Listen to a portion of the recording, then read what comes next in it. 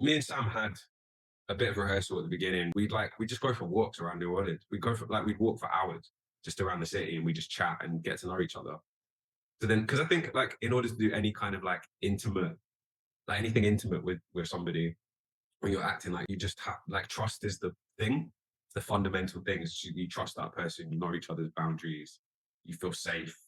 Like, but we had that. But by the time we did anything intimate or like I think the first thing we did was the last scene in episode 1 in the pilot. That was like in the first week in the church. But by that point, we knew each other pretty well. So what was that like to film for both of you? We shot it over 3 days. Oh, wow. So it was sort of it was long, and there was it was actually an amazing shooting experience because we had taken a break over Christmas.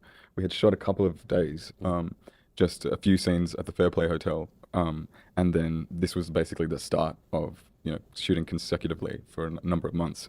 And so we sort of arrived in this amazing church in the middle of sort of nowhere really. It was a bizarre sort of suburb that felt very removed. And you walked in and they had all of these porcelain pews which they would light on fire, and they were just continually burning, and there was just this black, acrid smoke, and so everyone was covered in soot, and you'd be like cleaning the soot out of your nose, and you had, these contact lenses and blood and stunts, and then at the same time we had this moment where we're like gonna have to, make this like connection and that sets up the premise of like Louis and Lestat, giving it a go. Also, we shot out of sequence. Yeah. We shot that scene out of sequence. Yeah. So it was probably the first time that we kind of had to like club together in that way of being like, oh, sorry. It's probably the first time that you and I had to be like, okay, what are we doing? Like, how does this, like, how do we make this flow? Yeah.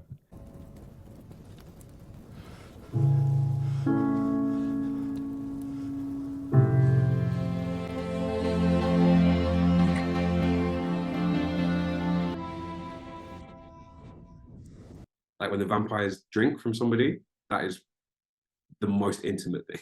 Yeah. And it's like your lips are on their skin for quite a long time. It's a lot more intimate than a sex scene, I think. Like doing it, it's like quite an extreme thing to do. Yeah, that was an epic draw. Yeah, I had a wrist hickey actually by the end of it. I had a neck hickey. Yeah, so. yeah, Hickey. yeah. Payback hickey.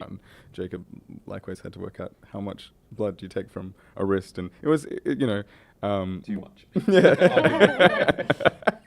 When he sees him on the street and he sees, holy shit, that very, very, very beautiful man just pulled a knife on his brother in the middle of the street to look powerful, to save his own skin. And he has enough strength to do that. I think Lestat can see this guy has potential to really endure. He's also got the hots for him really badly. Right, exactly. Because exactly.